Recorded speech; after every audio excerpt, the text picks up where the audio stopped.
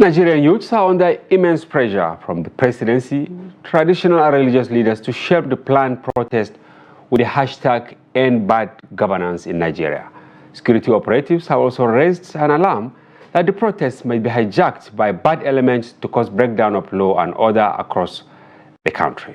Section 40 of the 1999 Constitution of the Federal Republic of Nigeria, as amended, guarantees citizens' right to a peaceful assembly. But the big question is, how can Nigerians exercise the right to freedom of speech and assembly in an orderly manner? Are the organizers of the planned nationwide protest ready for a dialogue with the authorities? Do they have a blueprint or demand list for the government to address? On Daily Politics tonight, we are going beyond the headlines on the issue of the planned national protest. Viewers, you can also get a chance to lend your voice to this conversation through a dedicated phone line a little later on the program. I'm Hamza Idris. Good evening and thank you for joining us. And joining us in the conversation here in the studio is the National Coordinator, National Stability Project, Dauda Adamu. Welcome to the program. Thank you so We're much. happy having you. Are you bracing up for the protest? Yeah. Or you are a stabilizer? I'm happy to be here. I can identify myself as a Nigerian for now. All right. Fine. So, It's okay. But before the conversation commences, let's take some tidbits. The Inspector General of Police, Kayode Ebetokun, has asked all groups willing to participate in the planned nationwide protest to submit their details to commissioners of police in their respective states. Ebetokun, who spoke at a press briefing in Abuja on Friday, presents conditions to anyone intending to hold protest in the country. Some of the conditions mentioned by the IGP include disclosure of names and contact details of organizations and leaders of the protest, among others. Earlier, the Department of State Service said the planned nationwide protest is targeted at removing the government at the center. In a statement signed by the Director of Public Relations and Strategic Communications, Peter Afunaya, the DSS warned Nigerians to shun the planned protest. This warning comes amid a series of closed-door meetings between President Bola Tinubu with governors, traditional and religious leaders.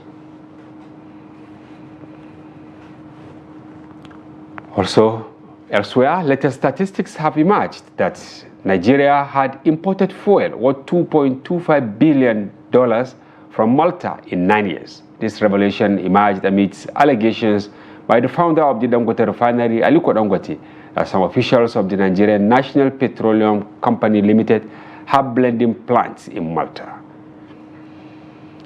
I will now take a short break. When we return, the conversation commences. Don't go away. Welcome back. Yes, Dauda, once again, welcome to our studios. Thank you we will start with the soft one for now, because the protest is the subject of discussion. Absolutely. Yeah, for the day. That petrol, or fuel, maybe it may be diesel, run, whatever, 2.25 billion imported from Malta. It's like canker worm is now being opened by contending parties. You can see how Aliko Dangote is viciously fighting to actually make his voice heard as far as anyone can think. Is this not disturbing? First of all, in a free economy, forces of demands and supplies determine the prices. It also the negotiation. More often than not, you go into a negotiation in a way that it will be a win-win for you as a government, or as people, or as those players from the private sectors. They must have defined, objectives. In most cases, these objectives are in line with their mission and their vision, and behind it is to make profits. All right? But this profits is going to be made in a very moderate and decent way. People measure their reasons for coming up with a price with quality or quantity or availability of these products, right? You know, historically, Nigeria has issue with their refining capacity or the refineries. For 65 years. For 65 years. We have the Port Harcourt refineries, the Warri refineries, and then the Kaduna refineries. Along the line, these 3 refineries went into total rehabilitation that brought about their, a complete, shutdown of those 3 refineries. And in order to meet up with our daily demands, the government has to find a way to go into a contract with companies abroad that have capacity to supply us with the required amount that can meet our daily demands.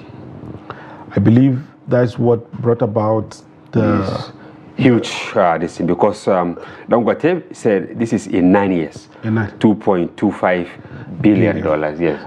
Nigeria is a very big market, right? We should not be surprised with the amount of, money that is involved in the importation. But he's worried, Dauda, if you look at it, because his refinery is here. Yeah, we're getting there. Yes. The whole idea behind Dangote in the first place to come into the industry is to be able to reduce the burden of this importation and allow local players through what they call local content to also get a space within the market. You remember, like we talked about, there were 3 refineries that have all gone comatose. Exactly. And because there are demands on a daily basis, the NNPC or the government must go into a contract that will help to bring in this product to meet up with our daily demands. But he's alleging that now that his refinery Dangote came, right, with his beautiful project, meeting up with the requirement of, in whatever capacity, to build $1 billion, refinery. NNPC, as a government institution, go into the markets based on the prices that is being stipulated at the international market. So it's the same with also any other player who will come on board. The idea is that when you come, when you build a refinery of such or any business, you get some incentives. Right? After those incentives are given to you, is to encourage you, right? To meet up with whatever it is that will help you to have a smooth, running of your business. Now, we are just starting. Yes. Anyway, because it's not our major, I wanted actually to get your take as to whether this canker he brought to the fore, because he's accusing leaders of NNPC of having hand. That is what the market is. What we have. But are you happy we are still importing? We're not. I'm not happy. Okay. When I did a little check, I discovered that this Malta we are talking about is a small island in Southern Europe with a population of less than 600,000 people. They don't have domestic, resource of fossil fuel, and they don't even have gas distribution network. They just, maybe some people found a very quiet island and then they put the refineries or blending plants there and they're feasting on Nigeria. That's a business we're talking about. Everybody, Dangote today has situated his business in Nigeria to take advantage of the local content. Okay, will you now advise government finally on this? Will you advise government to find amicable way to solve problems so that... Definitely. That is what is expected. Whatever it is, there is a friction between Dangote and the NNPC and the government. We should resolve. Has to be resolved. Because Dangote is our own and he must be encouraged. You understand? Because by the time Dangote starts in full capacity, some of the challenges that we're actually talking about will be solved through his own, refineries. All right, thank you very much, Dauda. We will now take a report on the major subject of discussion for the day from our reporter in the State House. Government is worried, and its worries are all about the protests that are being planned against the 1st of August. Though it concedes that protest is a fundamental right of every individual, the concern is that faceless persons are feeding off the frustrations of Nigerians to create an unwieldy situation. The traditional rulers have been fully briefed and aligned with government's fears that the protests may be hijacked and descend into anarchy. So for us, it's all encompassing. People that are out there to maybe protest, it's their right, civic right. But let them put a face to it, and don't let it be hijacked by people that has ulterior motive. That is our stand. We're hopeful, that inshallah it will be well. Even though we have made it very clear to him, our main problem in this country, especially in the north here, is security issue. If the security situation is addressed, certainly people will go back to their farms. So the issue of hunger will drastically, go down and it will disappear. For the traditional rulers, government has a genuine concern about the future impact the demonstration might have on the country. There is nobody that will not be worried, about protests in any place in the world. And we've seen what happened in other climes. Governments were brought down, and they're still in war. At least as an ex-diplomat, we've seen what happened in other climes. So we're in a position to say authoritatively what happened in other places. So we're calling on our people to exercise patience and also to listen to the words of wisdom. I'm a young person myself. It's been 24 years that I've been back, and it's been 24 years that I've sadly seen the nation going in a very unpalatable direction. But by God's grace, I think if you would give us the chance, this protest, I know that it's catching you very, very high in your neck. But if you give us the chance, let us not destroy our own country. I ask you, think of Libya. Libya was a beautiful country. What has happened to Libya? We don't want it to happen here. Authorities are being cautious about the protests because they feel they could be motivated by opposition politics, independent parties, sovereign interference, terrorist groups, or any number of organizations. From State House, Abuja, Kehinde Amodu, Trust TV News. That was a report following the meeting between President Tinubu and traditional rulers in the country. We still have in the studio Dauda Adamu, National Coordinator, National Stability Project. You heard what the traditional rulers said before we go to IGP's conditions and DSS advisory. They said people should exercise patience. They should not take to the streets. Is that the way to go? Yes. On the personal ground, and because of the ideal that we represent as an organization, being a National Stability Project Forum, I will want the organizers to have a rethink, about this whole protest of a thing.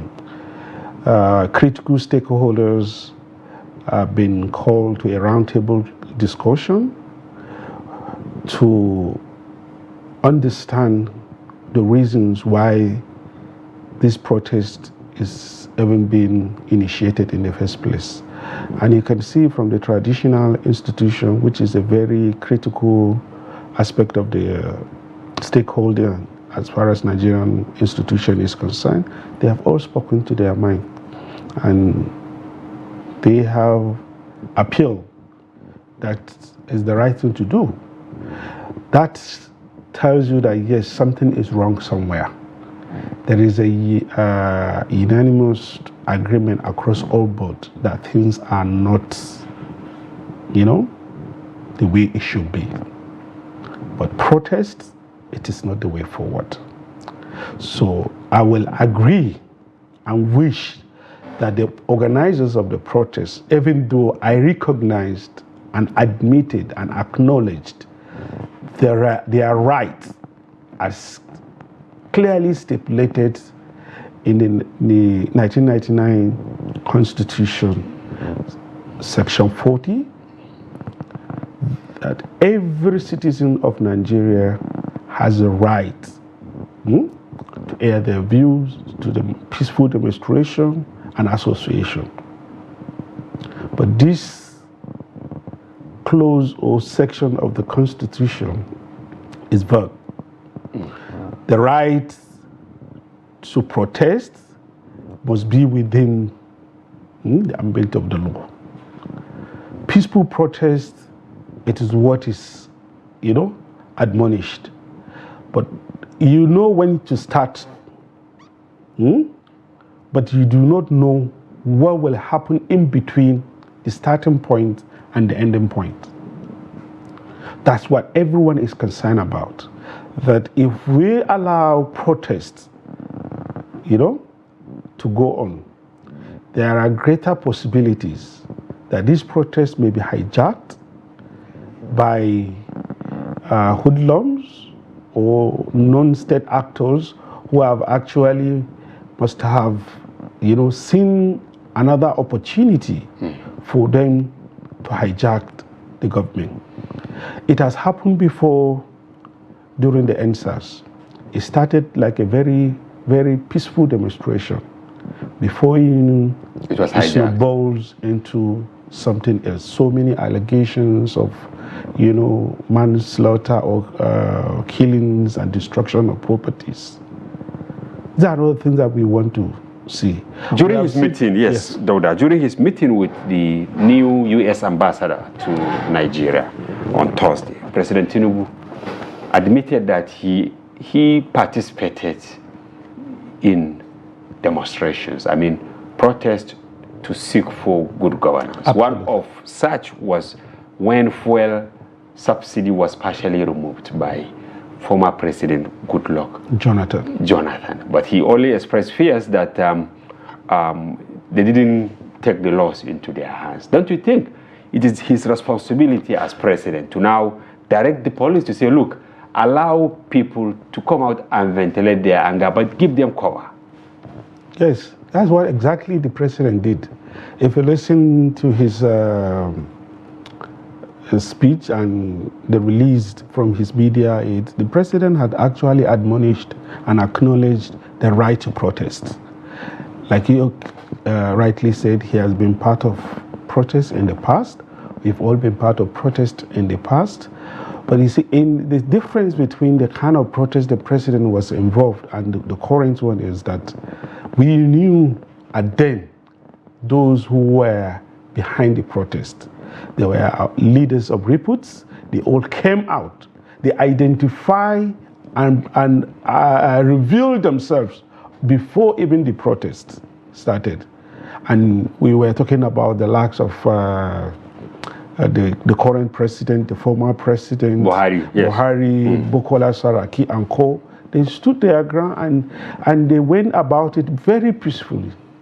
It's on record that that protest was one of the most peaceful that resulted to a democratic change of governance. All right, I have a follow-up question on this, but let's allow viewers to actually call in. Viewers, it is now the right time to call and share your thoughts on the topic through phone number displayed on your screen. But remember to be precise and avoid foul language. We are asking, what is the way forward?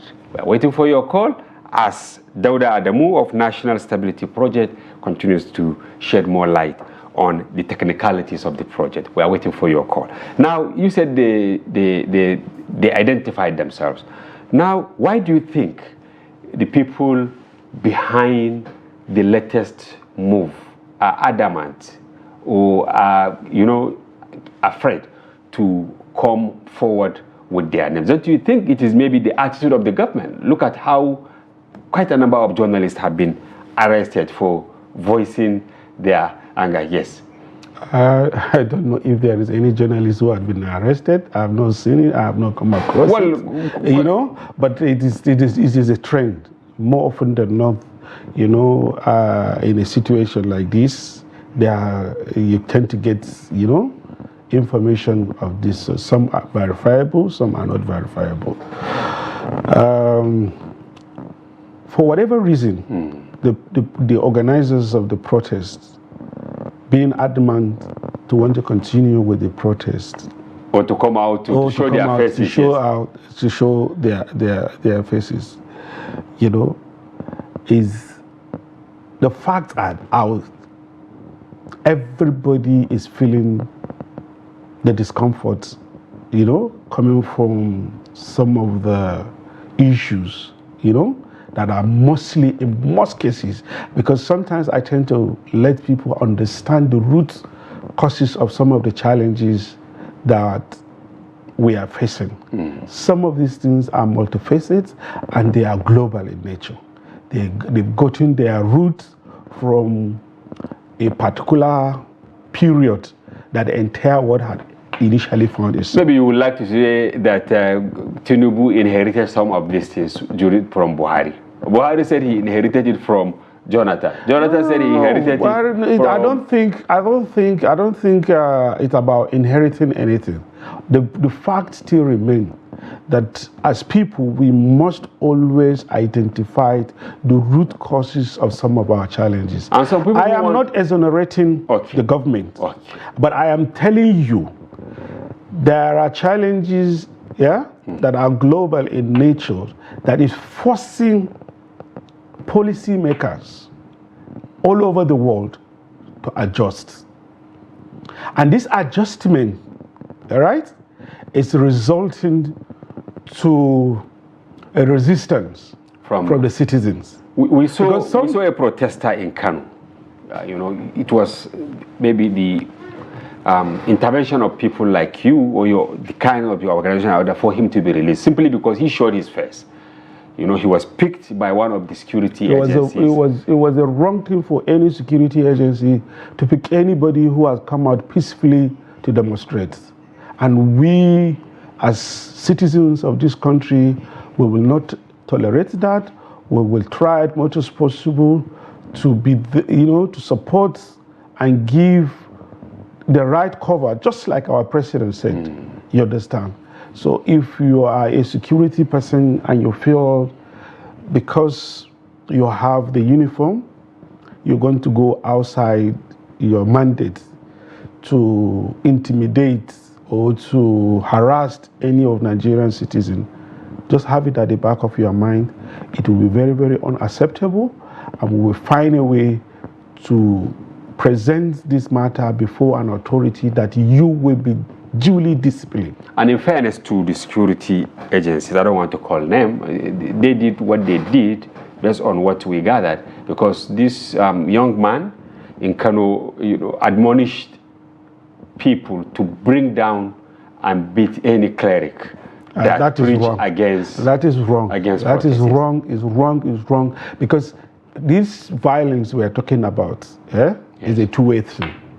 You as a protesters, you must not present yourself to be vulnerable to the security, or you must not deliberately utter words that is likely to result to chaos.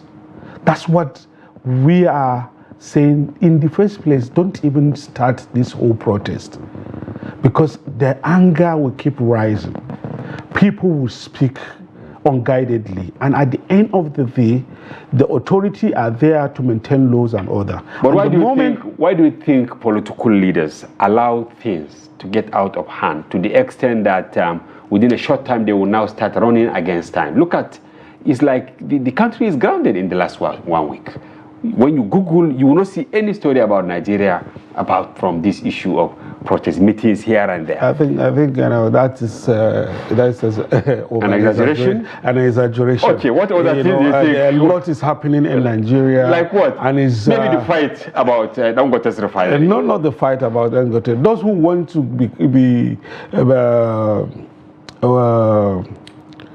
carried away with things that are mostly, you know, unverifiable, they will always do that. A lot of people are looking for ways to discredit the government. And you remember this government was a result of a context.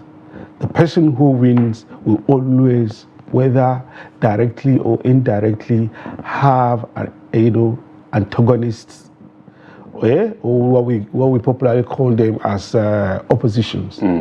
They will keep trying. And you remember at the beginning of this conversation, we said the peaceful protests led by the current president, Bola Ahmed Tinubu, was what resulted in a peaceful change of governance. Yeah? So they know that irrespective, they have chance to get back at him. To get back. But the thing we keep telling them is that this is not the way to go about it. Allow these things to take its course. There is a democratically, agreed tenure for any elective position in Nigeria. If you identify challenges and you cannot do it through a peaceful demonstration or constructive criticism, gather your facts, and then wait at the election, period where you are constitutionally allowed to challenge a sitting leader. Through that, you can then present your goals and objectives and your agenda and whatever manifestos that you think is far better than what we currently have. But as far as this government is concerned, they have gotten the legitimate way to come in. But you know that even Jonathan, he won his election legitimately. But when he took decisions that, did not resonate with popular will, that was when Tinubu, Buhari, and all that they were. So maybe these people, now that most likely will see their faces with the directive by the IGP. Faceless. No, what you are saying now. Anyway, there is a ground rule now. Remember what I said. You can see Adamu. IGP, has given the ground rules. That's the right thing to do. Send your name, address. Leadership will give you cover. Yes. Don't you think that is a very positive door? It is. The government should have adopted this ab initio. It is. The president said it. Everyone and the constitution. But maybe at the last minute. Whether last minute or not, the due date is yet. So there has to be, there has been, negotiation ongoing. Identify critical stakeholders are meetings with the president and the president's team in order to find a way out before the day of the demonstration. These are the normal things that are supposed to be done. If the president has folded his hand and went into the villa and slept, will have been a different thing. But you can see him at the forefront of trying to find a better, way of settling the matter even before get to that demonstration. All right, we still have in the studio Dauda Adamu, National Coordinator, National Stability Project. As we await your call to contribute on what is the way forward as demonstrators are gearing up while government is also taking position to sort all the problems out. We are still waiting for your call. Now, Dauda, the spokesperson, Afunaya, the spokesperson of the DSS, he said some of those planning this protest, they actually want to bring down the country. Do you agree with him? No. Based on the information that is available, the demands of the protesters, the hashtag is end bad governance. The most visible things around is basically the issue of the reversal of subsidy. Yes. There is nowhere where I heard or seen or felt that there is a motive behind, Yes. ulterior motive to bring down the government. It's impossible, and it will not even happen. So you can see why maybe government authorities are, now seeing. See, the thing again, the DSS. Remember, they are security organizations, and they are secret service organizations. So maybe they have their informants. All right. They are responsible for actually gathering intelligence. Yes. It could be possible they must have stumbled into something that could be possibly be classified. All right. We have our first caller on the program, in the person of Sunday, calling from Benue State. Welcome to the program, Sunday. Thank you. It's not Sunday, it's Tony. Hello? Okay, Tony. Okay, Tony, thank you. Okay. All right, thank you, Tony. We're happy having you on the program, and we are discussing what's the way forward over the potential protests in the country. Thank you. You see, my brother, at the age I am now, if I not tell truth, God will judge me. And my brother in the studio, I want to highlight this thing to him. Okay.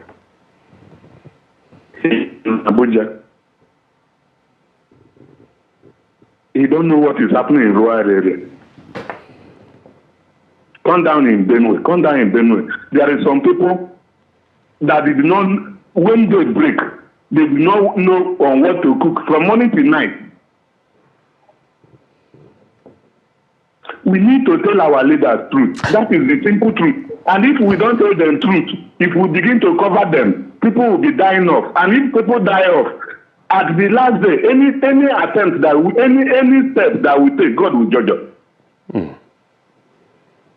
The truth of the matter is that in the country that we are living today, the people that are rich is enjoying, and a majority of Nigerians are suffering. Please and please, let us tell our leaders truth. People are dying. Okay, Tony, I have this question for you, Tony. What options, apart from protests, don't you think there are other options for Nigerians? My brother, the option people have, go in social media. People talk a lot there. Come in television, in radio program like this, people speak a lot. Opening the truth to the leaders. But all this thing is not working. You see people coming out in television to cover up when people are dying. The way out is that our leader must come to our aid. Come in Benue. There are some communities, so many communities. They are in their personal home. They can't go to their personal home because of hoodlum that are taking over their communities. Okay. If you allow somebody to be in his home, he will plan for his family, go to farm, and then the crops, when it is right, he will go and harvest the crops and then feed his family. Tinubu must come to our aid. And anybody that is saying, good luck, okay, we saw what happened to the answer. In Abuja, television was televising for a group of people in the motor, jumping down in motor, and then attacking the people that are making peaceful protests. And then we say, good luck. Who are those people that are jumping down from lorries? All right, Tony. Thank you very much for your input, and we hope the problem will resolve amicably. Thank you. Yes, Adamu, you had Tony from Benue. Yes, yes, he said, unless you go to the rural areas, it is very unlikely to appreciate the level of deprivation in the country. So it's not about begging people not to go out or protest, but government should speak out. But as I said, the DSS, the first segment of what they said was that they were involved in negotiation with some of these protesters. But the latest one we got was that the organizers want to bring down government. Don't you think the issue of transparency is also key to resolving some of these problems? Yes, I agree with you that transparency, accountability is key in whatever it is that the government does. A lot has happened that has, brought about social inequalities, mistrust, and corruption, in previous regimes, and as well as some of the most daring challenge that anyone within Nigerian society will acknowledge Yes. are happening. Reasons why people want to go on protests are everywhere. Everywhere. There are different levels of governance. One of the steps the president took in order to address some of these issues is the local government autonomy. Yeah. The president felt if the three tiers of government, the local government, the state, and the federal, can operate independently, there is a greater possibility that the people from the rural communities, just as Tony rightly said, are likely to feel the effects of governance and the dividends of democracy. All right, let me plead your indulgence because we lost a caller, Francis from Benue, but luckily we have another caller from Benue in the person of Dr. Yaga. Dr. Yaga, welcome to the program. Thank you very much, presenter. Thank you. Yes, I'm calling from Benue State. Yes, you are welcome. It's like today is for Benue people. Tony was the first. We lost Francis. Now, luckily enough, we have you. Okay, let's have your take. It's okay. My take on the matter is that you see, in Nigeria, it's only in this country that anything that the people want to do is likened to politics. You understand? Yes. Protest is one way of people displaying the agitation. You understand? The grievance, expressing their grievance. So it's not the end. But the solution as we are looking forward should be our concern. Majorly, what the other caller said. You come to Benue, go anywhere in the rural community, you say that people are suffering. You understand? And then you call people who want to express their grievances and you are calling it politically motivated. You understand? Let's tell ourselves the truth. The truth of the matter is that something is wrong somewhere. And that needs to be corrected. So one way forward that we are looking that I will suggest is that, number one, the cause of this hunger, the cause of inflation in Nigeria is as a result of fuel issue. And so if Nigeria can find a way of tackling the issue of fuel, I can tell you, most of what we are facing in terms of inflation, food inflation, the other commodity inflation is that we begin to come down. And then our worry is that as Nigeria is that refinery, we understand, is what will reduce substantially part of Nigeria's problem. So by the time we stop importing fuel, we start refining fuel locally, it will help our naira, strengthen our naira. You understand? Yes. And the dollar to come down, whether they like it or not. Let me tell you something. All right. Most of these things you are seeing is that our leaders, instead of putting Nigeria first, they are putting themselves first. And that is what is affecting us, and that is why we are saying no to it. All right. Because, if not because of the interest of Nigeria, I believe we don't need to protect refineries at you. We don't need to protect Nigeria, Naira. We don't need to protect because of interest of very few who are to dance according to the dictates of the West. Okay. Otherwise, should Nigeria as big as Nigeria. All right, Yaga.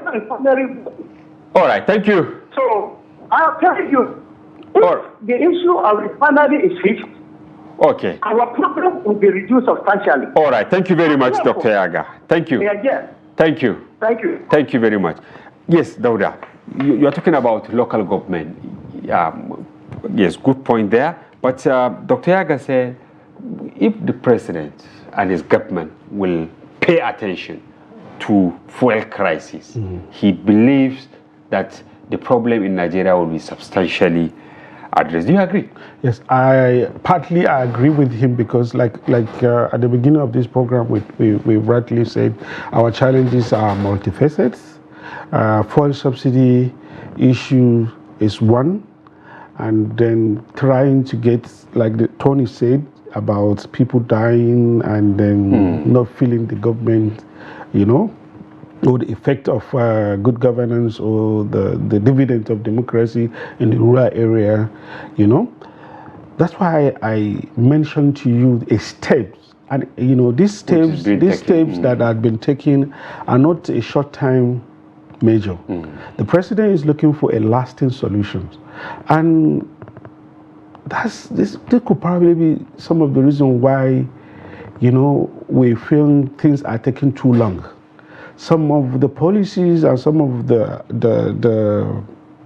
solutions the president or the team is trying to bring on board they are not for short time. They will take a long time to mature.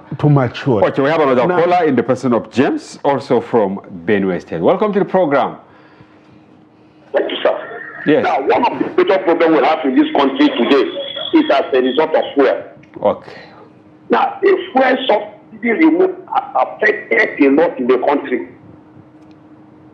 Now, what makes everything to become difficult for people is as a result of the fuel subsidies.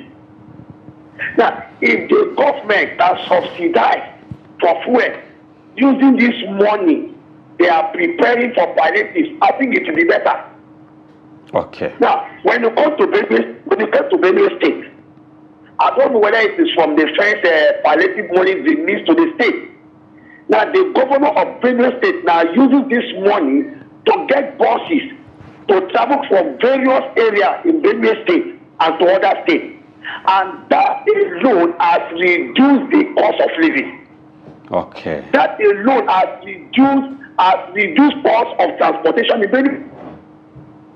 Now, when you look at the case very well, when the issue of transportation was brought to that level, so many other private corporate transportation companies, their transportation also come down. Okay. So it helps a lot. If the government can subsidize for fuel, I believe this issue of high cost of living will reduce. Okay, are you for the protest or not? Do you think Nigerians should go ahead, give their names to the IGP, and then go to the street on 1st August? I'm not supporting the protest. Okay. The protest will not take us anywhere. All right. Rather, it causes losses of life and properties. Okay. All right. Thank you, sir. Thank you very much, James. James is on the same page with you that taken to the street is not. But he gave a very good example of the governor of Benue State earlier, that he procured quite a number of buses, and they have forced cost of transportation down. Why are other governors reluctant? Of course, there are one or two here and there.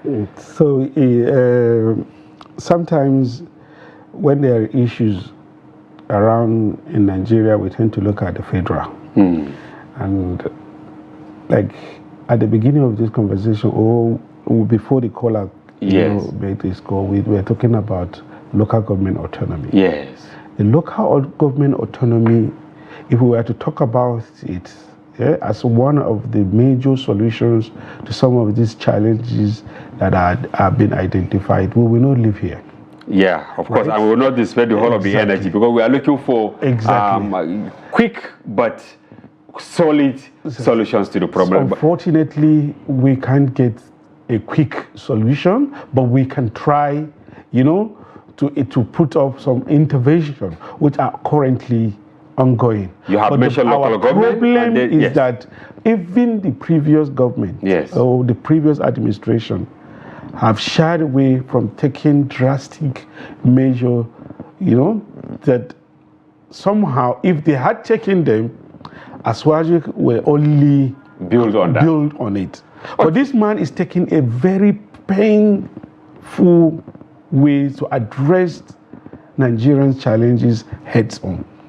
And because of these challenges that we talk about that are global in nature, that are forcing policymakers to adjust in order to meet up, All right. All right, Dauda. We have a caller from Kaduna in the person of John. Welcome to the program, John. Good evening, sir. Yes, well done. And let's have your take. First and foremost, I really appreciate this program. Okay. It's a very good one. Thank you. The fact is, we are not in support of this protest. Okay. We will never be part of this protest. In fact, we don't protest in Nigeria. Absolutely. What do we do then? Nobody will deceive us to protest. We wanted to protest during Buhari. They refused to come out for protest. Okay. We will not protest. Yes, that's just the truth. We are not part of it. We will not be part of it. While we are into it, is only grace of God that will pull us out. Okay, but do you acknowledge that there are issues and government should appreciate and then accept some of the prescriptions being offered by Nigerians? Since from the beginning, there were issues. Okay. From the beginning, before tinubu will come, there were issues. There were issues in Buhari's regime. There were issues in Goodluck Ebele Jonathan's regime. Didn't people come out for the protest during Jonathan? Were there not the same issue in Buhari's regime? Did people come out for the protest during Buhari? Why Tinubu? I didn't vote for Tinubu. I will never vote for Tinubu, but we are not coming out to protest for Tinubu. It's an arrangement. We are not part of it. Okay, what is the way out of the problem we are facing now? So when you bring wrong people into a system, of course you expect this. When you bring right people into a system, you expect good since the system will work. Now the people that are there are liars. They are never our leaders. Their money brought them to that power. That is why they are doing whatever they are doing. They listen to nobody. Yes. So we will only continue to watch and see till they finish their 8 years. Tinubu will finish his 8 years. We all know that. Nobody will change it. Okay, James. That's it. We are not part of it and we will never be part of it. There is no protest as far as we are concerned. All right, James. Thank you. From Kaduna, thank you. Thank you. It's like he's frustrated. You can see from the tone, it's like he is not pro-Tinubu. Yes. But he is saying that he will not protest because the protest will not bring out the results. And there are millions of Nigerians, including myself. I agree. I also. But you can't be on the fence. Yes, we are not on the fence. We are saying there are other channels of, addressing these issues: dialogue, roundtable discussion, identifying relevant key stakeholders that will present these identified challenges in a formal way, and then a time frame can be set to achieve them, one after the other.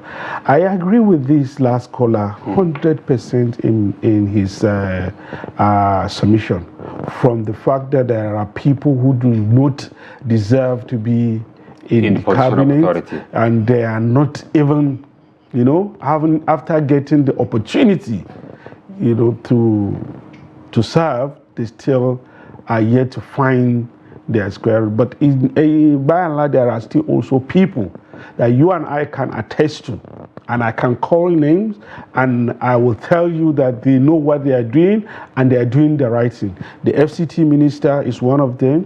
Honorable Minister Wike. What quite about them? But let me have your last take, because we have less than 1 minute to go on. What is the way out of this? In 1 minute, or less than 30 seconds, please, because we have run out. The way out to go about this whole planned protest, could be 2 ways. Okay, just mention them, and then one is to dialogue. Okay. 2, if they insist in going for the protest, let it be a very peaceful one, and there should be a cover from the security agency to ensure that nobody's right is being violated. All right, thank you very much, Adamu, National Coordinator, National Stability Project, for contributing to this program. Thank you so much. And we have that's a wrap on today's package. Thank you for joining us. Meet us next week for more interesting packages of daily politics. From here, bye-bye, I'm Hamza Idris.